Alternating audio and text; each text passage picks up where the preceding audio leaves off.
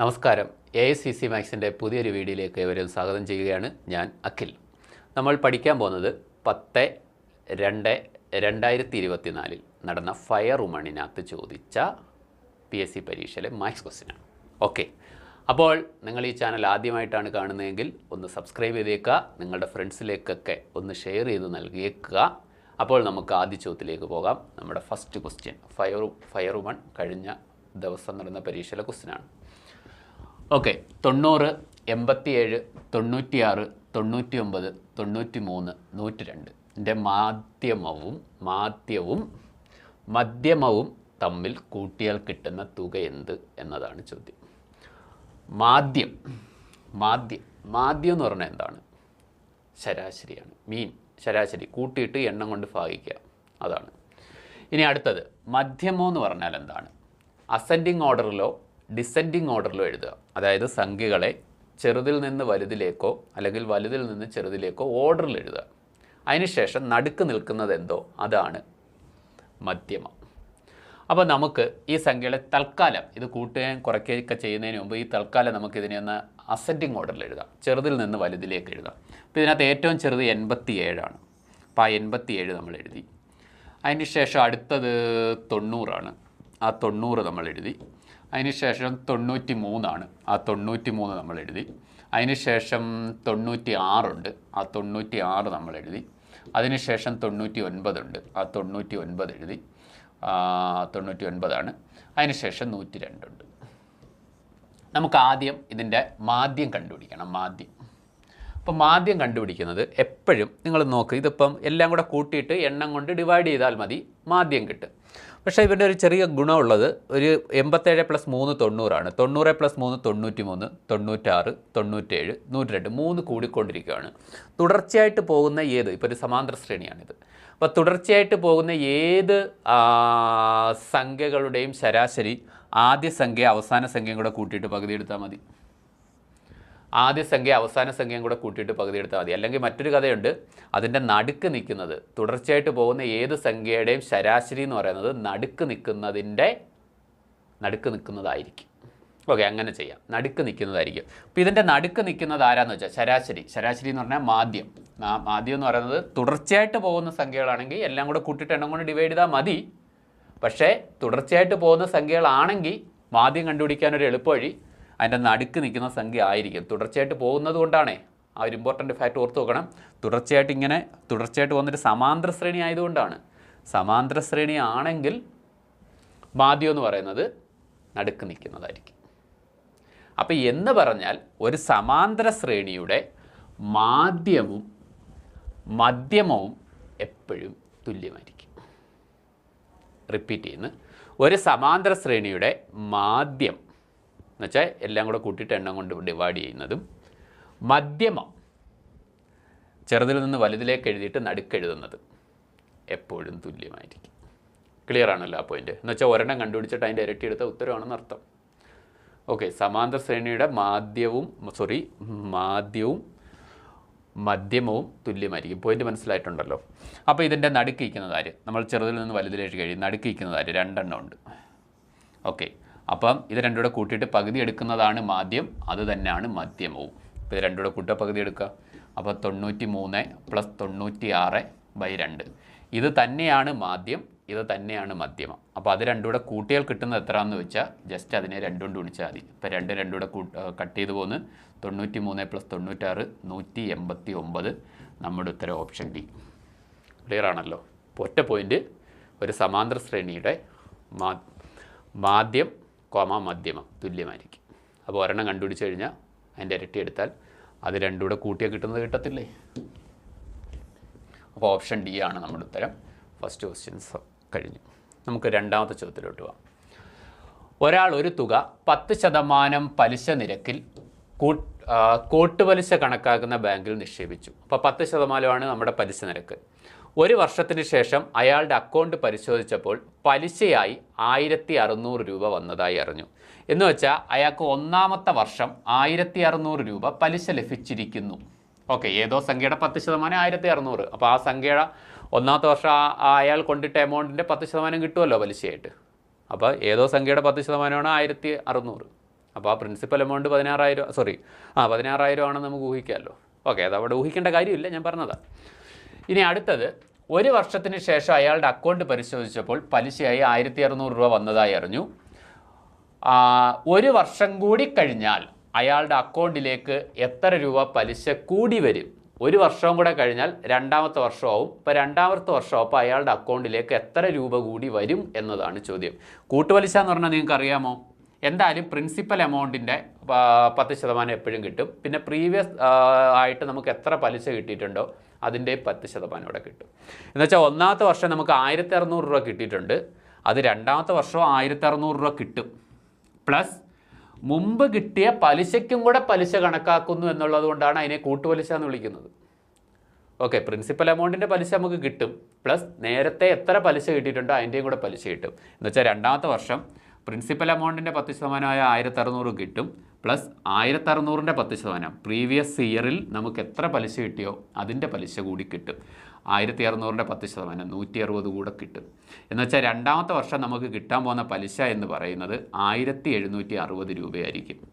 Okay, ഒന്നാമത്തെ വർഷം 1,600 രൂപയാണെങ്കിൽ രണ്ടാമത്തെ വർഷം 1,760 രൂപ നമുക്ക് കിട്ടും. എന്നുവെച്ചാൽ എത്ര രൂപ കൂടി ലഭിക്കും എന്നതാണ് ചോദ്യം. അപ്പോൾ 1,760 രൂപ കൂടി ലഭിക്കും നമുക്ക് രണ്ടാമത്തെ വർഷമാകുമ്പോൾ. ഉത്തരം ഓപ്ഷൻ ബി ആണ്. ക്ലിയർ അല്ലേ? അപ്പോൾ നമുക്ക് അടുത്ത ചോദ്യത്തിലോട്ട് പോകാം. ചിത്രം നോക്കി കൃഷിക്കാരല്ലാത്ത സർക്കാർ ജോലിയുള്ള എത്ര പുരുഷന്മാരുണ്ടെന്ന് കണ്ടുപിടിക്കുക എന്നതാണ് നമ്മുടെ ചോദ്യം. അപ്പോൾ നിങ്ങളൊന്ന് ശ്രദ്ധിച്ച് കേട്ടോ. നമ്മുടെ ഈ വട്ടമാണ് സർക്കാർ ജോലിക്കാരെന്ന് തന്നിട്ടുണ്ട്. ഈ വട്ടത്തിലുള്ളവർ സർക്കാർ ജോലിക്കാർ. ഓക്കെ, ത്രികോണത്തിലുള്ള, അപ്പോൾ സർക്കാർ ജോലിക്കാർ എത്ര പേരുണ്ടെന്ന് വെച്ചാൽ ഈ വട്ടത്തിനകത്ത് എത്ര പേരുണ്ടോ അത്രയും പേര് സർക്കാർ ജോലിക്കാരാണ്. 5, 6, 11, 11, 5, 16 പേര് സർക്കാർ ജോലിക്കാരായിട്ടുണ്ട്. കൃഷിക്കാർ എത്ര ആണെന്ന് വെച്ചാൽ ഈ ത്രികോണത്തിലുള്ളവരാ കൃഷിക്കാർ. ത്രികോണത്തിൽ എത്ര പേരുണ്ട്? 6, 3, 9 പേര് കൃഷിക്കാരാണ്. ഈ ചതുരത്തിലുള്ളവരാണ് പുരുഷന്മാർ. അപ്പോൾ ചതുരത്തിലുള്ളത്, ചതുരം എന്ന് പറഞ്ഞാൽ സ്ക്വയറിനകത്തുള്ളവരാണ് പുരുഷന്മാർ. 10, 2, 12, 3, 15 പേര് പുരുഷന്മാരുണ്ട്. നമ്മുടെ ചോദ്യം, കൃഷിക്കാരല്ലെന്ന് പറഞ്ഞാൽ ഈ ത്രികോണത്തിലുള്ള ആരെ നമുക്ക് ആവശ്യമില്ല. ത്രികോണത്തിലുള്ള ആരെ നമുക്ക് ആവശ്യമില്ല, വെട്ടി. കൃഷിക്കാർ ത്രികോണമാണല്ലോ, ത്രികോണത്തിലുള്ളവരെ നമുക്ക് വേണ്ടാത്തതുകൊണ്ട് നമ്മൾ വെട്ടി. സർക്കാർ ജോലി എന്ന് പറഞ്ഞാൽ ഈ വട്ടത്തിലുള്ളവരെ മതി. ഈ വട്ടത്തിലുള്ളവരെ സർക്കാർ ജോലിയുള്ള എത്ര പുരുഷന്മാരുണ്ടെന്നാണ് ചോദ്യം. അപ്പോൾ പുരുഷന്മാരെന്ന് പറഞ്ഞാൽ ഈ സ്ക്വയറിനകത്ത് നിൽക്കുന്നവരല്ലേ. അപ്പോൾ ഈ സ്ക്വയറിനകത്ത് നിൽക്കുന്ന ഈ വട്ടത്തിലുള്ള എത്ര പേരുണ്ട്? ഈ 2 പേരല്ലേ ഉള്ളൂ. അപ്പോൾ നമ്മുടെ ആൻസർ ഓപ്ഷൻ ഡി 2. ക്ലിയർ അല്ലേ? ഈ വട്ടത്തിനകത്ത് പുരുഷന്മാരുടെ സെക്ഷൻ ഇത്രയേ വരുന്നുള്ളൂ. ഇത്രയും പേരെ പുരുഷന്മാരുള്ളൂ. ഈ സർക്കാർ ജോലിയുള്ള ഈ വട്ടത്തിൽ ഇത്രയും പേര്, വളരെ കുറവാണല്ലോ പുരുഷന്മാരുടെ എണ്ണം. ഈ സർക്കാർ ജോലിയിൽ ഇത്രയും പേരെ പുരുഷന്മാരായിട്ടുള്ളൂ. ഇത്രയും 4-1 പുരുഷന്മാരുള്ളൂ. ഈ സർക്കിളിൻ്റെ അകത്ത് 4-1 കൊള്ളാം. അപ്പോൾ അതിൽ കൃഷിക്കാരല്ലാത്ത 2 പേര്. അപ്പോൾ ഉത്തരം 2 പേര്. ക്ലിയർ അല്ലേ? ഓക്കെ, അപ്പോൾ ഇതൊന്ന് ശ്രദ്ധിച്ചോണേ. വളരെ സിമ്പിളായിട്ടുള്ളൊരു ചോദ്യമാണ്. എ 3, 5 BC, ഇതിനെ നമുക്ക് C2, 6, DE ആയാൽ P68, QFനെ എങ്ങനെ എഴുതാമെന്ന ചോദ്യം. വളരെ സിമ്പിളായിട്ടുള്ളൊരു ചോദ്യം. നിങ്ങൾ നോക്കുക, ഇത് ഞാൻ ജസ്റ്റ് ഇങ്ങോട്ടൊന്ന് എഴുതുവാണ്. A3, 5, BC, ഇതിനെ നമ്മൾ C2, 6, DE എന്നെഴുതി. നിങ്ങൾ ആലോചിച്ച് നോക്കുക, എയുടെ നമ്പർ യഥാർത്ഥത്തിൽ 1 ആണ്, ഒന്നാമത്തെ ലെറ്ററാണ്. സി എന്ന് പറയുന്നത് അതിന് കറസ്പോണ്ടിങ് ആയിട്ട് നിൽക്കുന്ന ആളാണ് സി. അതിനെ നമുക്ക് 3 എന്ന് എഴുതാം. അപ്പോൾ 1, 3 ആയി. എന്നുവെച്ചാൽ എ കഴിഞ്ഞിട്ട് എത്രാമത്തെ ലെറ്ററാണ് സി എന്ന് നിങ്ങളൊന്ന് ആലോചിക്കണം. അതായത് രണ്ടാമത്തെ ലെറ്റർ അല്ലേ. എന്നുവെച്ചാൽ ഈ 1നോടൊപ്പം 2 കൂട്ടുന്നതല്ലേ, 1 + 2 അല്ലേ 3. കോഡിങ്ങുമായിട്ട് ബന്ധപ്പെട്ട ചോദ്യമാണ്. നിങ്ങൾക്ക് കോഡിങ്ങിനായിട്ട് എന്തെങ്കിലും പതർച്ച അനുഭവപ്പെടുന്നുണ്ടെങ്കിൽ ഞാൻ ഡിസ്ക്രിപ്ഷൻ ബോക്സിൽ ലിങ്ക് കൊടുത്തേക്കാം. കോഡിങ്ങിൽ എങ്ങനെയൊക്കെ ചിന്തിക്കണമെന്ന് തയ്യാറാക്കിയൊരു വീഡിയോ ആണ്. നിങ്ങൾ കാണുന്നത് എന്തുകൊണ്ട് നന്നായിരിക്കും കേട്ടോ. 1 മണിക്കൂറാണ്, പക്ഷേ അത് കാണുന്നത് സൂപ്പറായിരിക്കും. കിടിലം വീഡിയോ. ഓക്കെ, അപ്പം A 1 ആണ്, സി 3 ആണ്. അപ്പോൾ 1 + 2 അല്ലേ 3. ബി എന്ന് പറയുന്നത് ഈ 3, 5 ഇവിടെ നിൽക്കട്ടെ. ബിയുടെ നമ്പർ 2 ആണ്. ബിക്ക് കറസ്പോണ്ടിങ് ആയിട്ട് ഡി അല്ലേ വരുന്നത് 4. 2നോടൊപ്പം 2 കൂട്ടുമ്പോഴല്ലേ 2 + 2 അല്ലേ 4 കിട്ടുന്നത്. സിയുടെ നമ്പർ 3 ആണ്. ഇയുടെ നമ്പർ 5. ഈ സിയുടെ നമ്പർ 3 എന്ന് പറഞ്ഞാൽ എന്ത് ഉദ്ദേശിക്കുന്നത്? A, B, C. ഇയുടെ നമ്പർ 5 എന്ന് പറഞ്ഞാൽ എന്ത് ഉദ്ദേശിക്കുന്നത്? A, B, C, D, E. 5ാമത്തെ ലെറ്റർ. അപ്പോൾ 3, 5 ആയി, 2 കൂടി. ക്ലിയർ അല്ലേ? അപ്പോൾ ഇനി ഇവിടെ 3ൻ്റെ നമ്പർ 3 തന്നെ. 3 2ആയി, എന്ത് സംഭവിച്ച്? 1 കുറഞ്ഞ്. 5 6ആയി, എന്ത് സംഭവിച്ച്? 1 കൂടി. ഈ പരിപാടികളെല്ലാം നിങ്ങൾ ഇതിനകത്തോട്ട് അപ്ലൈ ചെയ്താൽ മതി. അപ്പോൾ ഓപ്ഷനിലുള്ളത് കിട്ടിയാൽ നിങ്ങൾക്ക് ഉത്തരം എഴുതാം. P6 8 Q F. അപ്പോൾ പിയുടെ നമ്പർ ആൾറെഡി 16ആണ്. പി എത്രാമത്തെ ലെറ്ററാണ്? 16ാമത്തെ ലെറ്ററാണ്. അല്ലെങ്കിൽ നിങ്ങൾ ആലോചിച്ച് നോക്ക്, എ കഴിഞ്ഞ് 2ാമത്തെ ലെറ്ററാണ് BC, അതാ C എന്ന് പറയുന്നത്. അപ്പോൾ പി കഴിഞ്ഞ് 2ാമത്തെ ലെറ്റർ എടുത്താൽ മതി. പി കഴിഞ്ഞ് Q 6 എന്ന് കിട്ടും. അപ്പോൾ നമ്മുടെ ഓപ്ഷൻ പരിശോധിച്ചാൽ എല്ലാം 6ലാണ്. ഓക്കെ, അതായത് പി 16ാമത്തെ ലെറ്ററാണ്, 2 കൂട്ടിയാൽ 18, 18ാമത്തെ ലെറ്റർ 6ആണ്. ഇനി 6നകത്ത് നിന്ന് എന്ത് ചെയ്യണം? ഇവിടെ 1 കുറച്ചേക്കും. അപ്പോൾ 6ൽ നിന്ന് 1 കുറയ്ക്കട്ടെ, 5 കിട്ടും. അപ്പോൾ R5 എന്നുള്ള ഓപ്ഷൻ നിലനിർത്തിയിട്ട് ബാക്കിയൊക്കെ വിട്ട് ഓപ്ഷൻ സിയും വെട്ടി, ഓപ്ഷൻ എയും വെട്ടി. ഇനി 5നോടൊപ്പം 1 കൂട്ടിയാൽ അവരിവിടെ 6 എഴുതിയേക്കുന്നത്. അപ്പോൾ 8നകത്ത് നിന്ന് 1 കൂട്ട്, അപ്പോൾ 9 കിട്ടും. 9ാമത്തെ ലെറ്ററല്ല 9 തന്നെ എഴുതേണ്ടത്. അപ്പോൾ R5 9 അത് നിലനിർത്തിയിട്ട് ബാക്കി മുമ്പോട്ട് പോട്ടെ. അതിനകത്ത് 2 R5 9 എന്നാണ്. ഇനി അടുത്ത ക്യൂവിനോടൊപ്പം എന്ത് ചെയ്യണം? 2 കൂട്ടാനല്ലേ പറഞ്ഞേക്കുന്നത്? Q 17ആണ്. 17നോടൊപ്പം 2 കൂട്ടിയാൽ 19. 19ാമത്തെ ലെറ്റർ S ആണ്. അല്ലെ തന്നെ നിങ്ങളൊന്ന് ആലോചിച്ച് നോക്ക്, Q കഴിഞ്ഞിട്ട് 2ാമത്തെ ലെറ്റർ, Q കഴിഞ്ഞിട്ട് 2ാമത്തെ ലെറ്റർ, Q കഴിഞ്ഞാൽ PQ RS S വരത്തില്ലേ? അപ്പോൾ S വരുന്ന ഈ ഒരു ഓപ്ഷനേ ഉള്ളൂ, ഓപ്ഷൻ ഡി. നിങ്ങൾക്ക് അടുത്തതും കൂടെ നോക്കാം. F 6ാമത്തെ ലെറ്ററാണ്. ജസ്റ്റ് 2 കൂട്ടിയാൽ 8 കിട്ടും. 8ാമത്തെ ലെറ്റർ H ആണ്. Okay, R59SH. R59SH സിമ്പിളാണ്, എളുപ്പമാണ്, സിമ്പിളാണ്. നോ. അടുത്ത ദിവസത്തിലോട്ട് പോവാം. ബോട്ട് മാസമായിട്ട് ബന്ധപ്പെട്ട ഒരു ചോദ്യമാണ്. 35 × 2 - 47 + 10 - 13 × 3 + 12 / 2. അപ്പോൾ ഈ ചോദ്യം ബോട്ട് മാസ് അനുസരിച്ച് നമുക്ക് ബ്രാക്കറ്റ് ഉണ്ടെങ്കിൽ അത് ആദ്യം ചെയ്യണം. ഇതിനകത്ത് ബ്രാക്കറ്റൊന്നുമില്ല. ഓഫ് ഉണ്ടെങ്കിൽ അത് ചെയ്യണം, അതുമില്ല.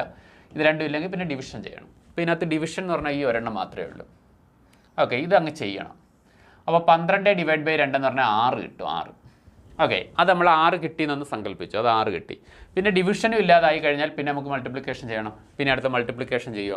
ഇവിടെ ഒരു മൾട്ടിപ്ലിക്കേഷൻ കിടപ്പുണ്ട്. 35 × 2 70 - 47 + 10. ഇവിടെ ഒരു മൾട്ടിപ്ലിക്കേഷൻ കിടപ്പുണ്ട്, അതും ചെയ്യണം. -13 3 39 പ്ലസ് ഈ 12 / 2 നമ്മൾ 6 എന്ന് എഴുതിയിട്ടുണ്ട്. ഇനി ഇത് കാൽക്കുലേറ്റ് ചെയ്തെടുത്താൽ പോരെ? ഓക്കെ, ഇതിനകത്ത് കാൽക്കുലേറ്റ് ചെയ്യാൻ നേരത്ത് നിങ്ങൾ ഒരേ ചിഹ്നത്തിലുള്ളതെല്ലാം കൂടെ നിങ്ങൾക്ക് വേണം. ഇതിങ്ങനെ നിരത്തി പോകാം, അല്ലെങ്കിൽ ഒരേ ചിഹ്നത്തിലുള്ളതെല്ലാം കൂടെ അങ്ങ് കൂട്ടാം കേട്ടോ. അതായത് 70 പോസിറ്റീവാണ്, 10 പോസിറ്റീവാണ്, 6 പോസിറ്റീവാണ്. 70 10 80, 80 6 86 എന്ന് കിട്ടും. എന്നിട്ട് പിന്നെ ബാക്കിയുള്ളത് -47 -39. ഒരേ ചിഹ്നം എപ്പോഴും കൂട്ടാനാണ്. അതിനകത്ത് ഇനി ഒരു സംശയം വേണ്ട. ഒരേ ചിഹ്നത്തിലുള്ള സംഖ്യകൾ ലോകത്തിന് എവിടെ ചെന്നാലും കൂട്ടുക, ആ ചിഹ്നം കൊടുത്തേക്കുക. -47 -39 കൂട്ടുക, ആ ചിഹ്നം കൊടുത്തേക്കുക. അപ്പോൾ 9 7 16 6 ഇഷ്ടം 1 4 1 5 5 3 8 86. അപ്പോൾ -86. 86 - 86 0. അപ്പോൾ നമ്മുടെ ഓപ്ഷൻ ഡി ഉത്തരം 0. ക്ലിയർ അല്ലേ? അപ്പോൾ പോയാലും അടുത്ത ദിവസത്തിലോട്ട്. വയസ്സുമായിട്ട് ബന്ധപ്പെട്ടൊരു ചോദ്യമാണ്. അപ്പവും അമ്മവും ഇരട്ടകളാണ്. അപ്പുവിൻ്റെ വയസ്സിനെ അമ്മുവിൻ്റെ വയസ്സുകൊണ്ട് ഗുണിച്ചാൽ അപ്പുവിൻ്റെ വയസ്സിൻ്റെ 4 മടങ്ങിൽ നിന്ന് 4 കുറച്ചത് കിട്ടും. എങ്കിൽ അമ്മുവിൻ്റെ വയസ്സ് എത്ര? ഇത് നമുക്ക് ഓപ്ഷൻ ഉപയോഗിക്കുന്നതായിരിക്കും നല്ലത്. ഓപ്ഷൻ ഇപ്പോൾ ഞാൻ തൽക്കാലം ഓപ്ഷൻ ബി എടുക്കുവാണ്. ഓപ്ഷൻ ഉപയോഗിക്കുകയാണ്. അമ്മുവിൻ്റെ വയസ്സ് എത്രയാണെന്നാണ് ചോദ്യം. അപ്പോൾ അമ്മുവിൻ്റെ വയസ്സ് 4 എന്ന് ഞാൻ എടുക്കുന്നു.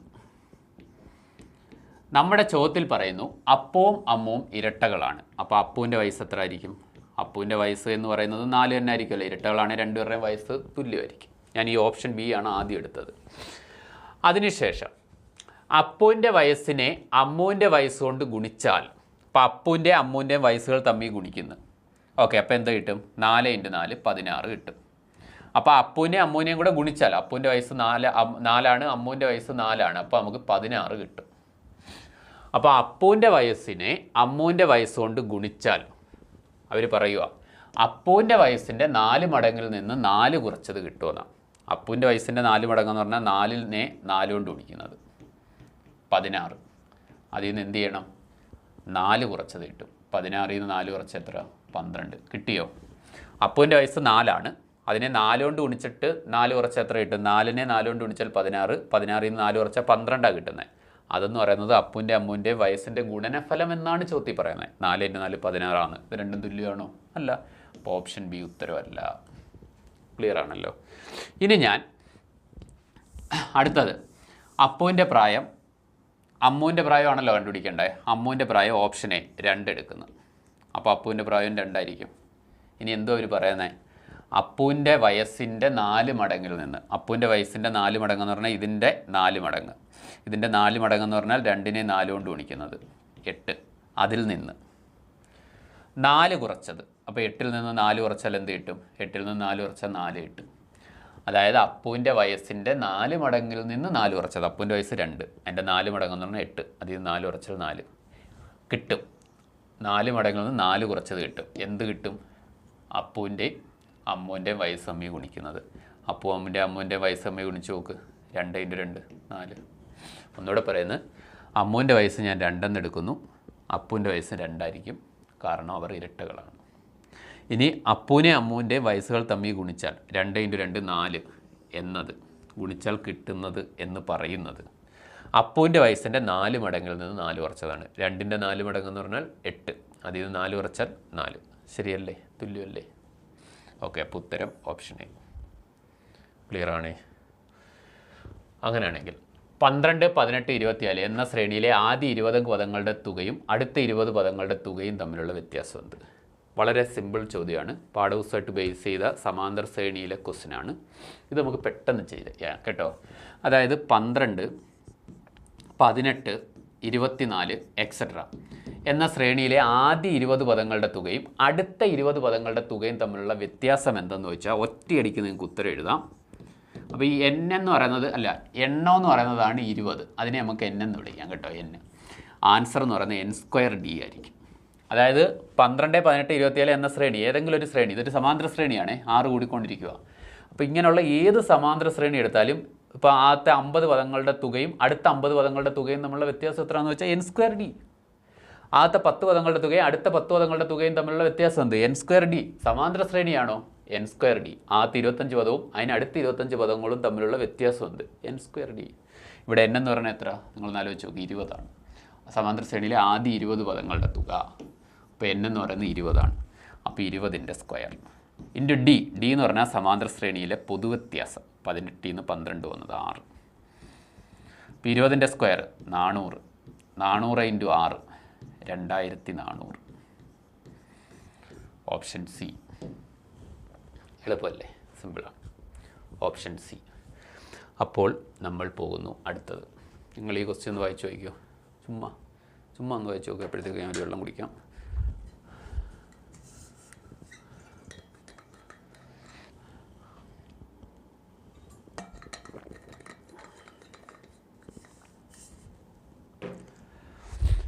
നോക്കിക്കോളുക. വേണു തിരക്കിട്ട് സിനിമയ്ക്ക് പോകാൻ ഒരുങ്ങി. സമീപത്ത് തന്നെ അനുജനോട് അയാൾ സമയം നോക്കാൻ ആവശ്യപ്പെട്ടു. കുസൃതിയായ അനുജൻ വേണു മുഖം നോക്കിയ കണ്ണാടിയുടെ പ്രതിബിംബ സമയം നോക്കി പറഞ്ഞത് 8:15 എന്നായിരുന്നു. ഞെട്ടിത്തിരിഞ്ഞ് 8:15 എന്നായിരുന്നു. 8:15.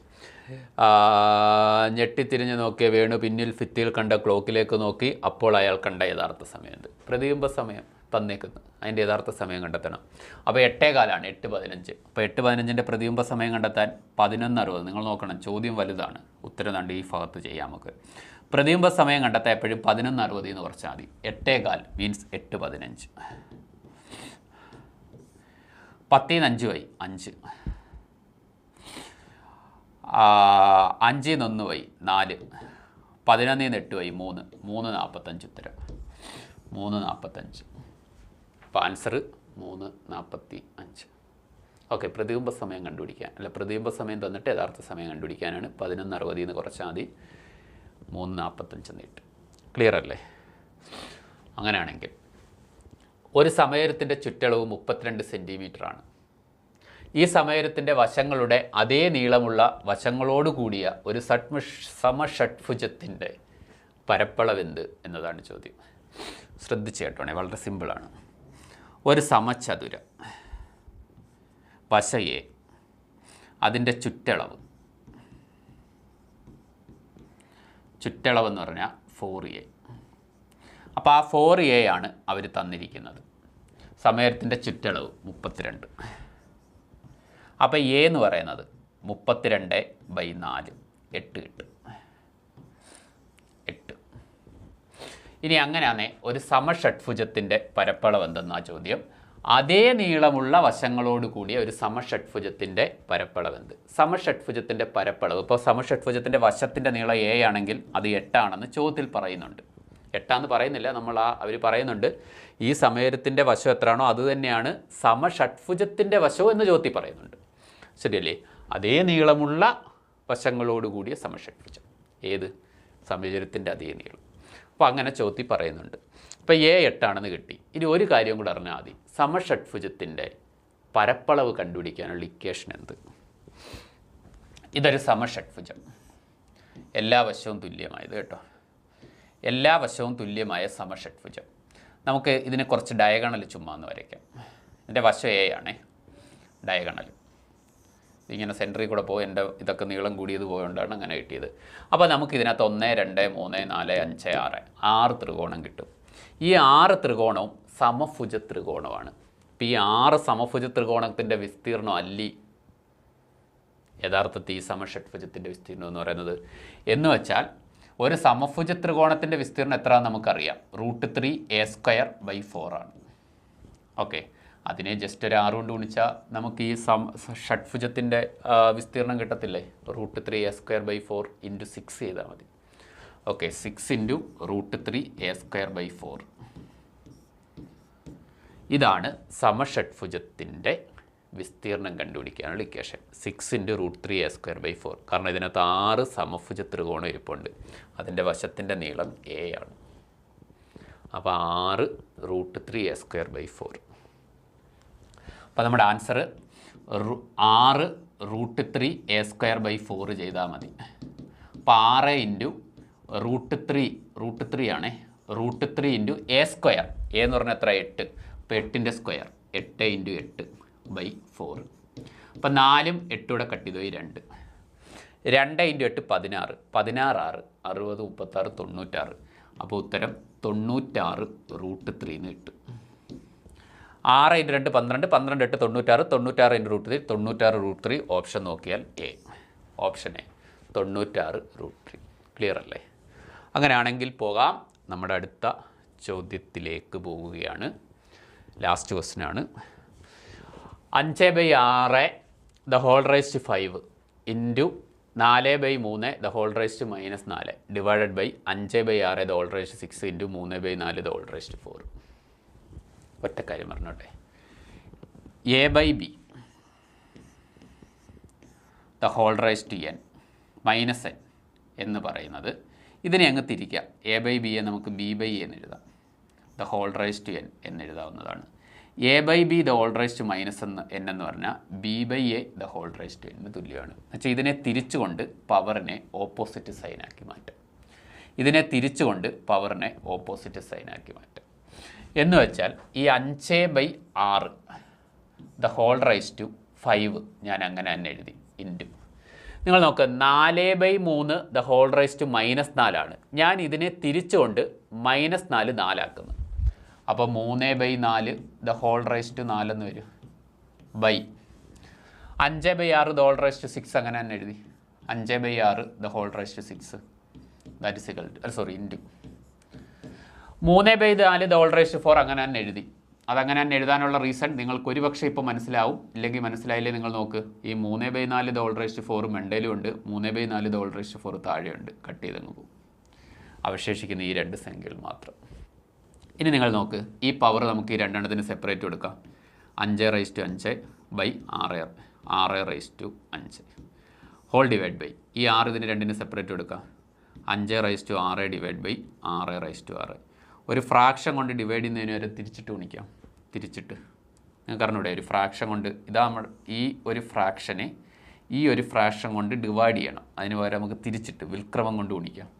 അപ്പോൾ 5/5 ബൈ 6/5 5/5 ബൈ 6/5 ഇൻറ്റു ഇതിനെ തിരിച്ചിട്ട് ഗുണിക്കാം. തിരിച്ചിട്ട് 6/6 ബൈ 5/6. ഇനി നിങ്ങളൊന്ന് ചിന്തിച്ച് നോക്ക്. 6/6 ഇവിടെ 6/5. ഈ 6/6 എന്ന് പറഞ്ഞാൽ 6 6 ടൈംസ്. 6/5 എന്ന് പറഞ്ഞാൽ 6 5 ടൈംസ്. അപ്പോൾ ഈ 6/6 5 താഴത്തെ 6/5 കട്ട് ചെയ്യും. പിന്നെ മണ്ടയിൽ ഒരു 6 കാണും. എങ്ങനെ 6 കാണുന്നത്? 6/6 എന്ന് പറഞ്ഞാൽ 6 × 6 × 6 × 6 6 ടൈംസ്. അപ്പോൾ അതിൽ 5 താഴെ 5 കിടപ്പുണ്ട്. 6 5 ടൈംസ് കിടപ്പുണ്ട്. അപ്പോൾ 6 5 ടൈംസ് മേളത്തെ 6 5 ടൈംസുമായിട്ട് കട്ട് ചെയ്യും. പിന്നെ ഒരു 6 മണ്ടേ കാണത്തില്ലേ? ആ 6 മണ്ടേ എഴുതി ബൈ. ഇവിടെ 5/5 താഴെ 5/6. അപ്പോൾ ഈ 5/6 5 മേളത്തെ ഇതുമായിട്ട് കട്ട് ചെയ്യും. അങ്ങനെ താഴെ ഒരു 5 അവശേഷിക്കും. അങ്ങനെ 6/5. 6/5 എന്ന് ഉത്തരം കിട്ടും. അങ്ങനെ ഒരു ഓപ്ഷൻ ഉണ്ടോ? ഉണ്ട്. Option B 6/5. Okay, thank you.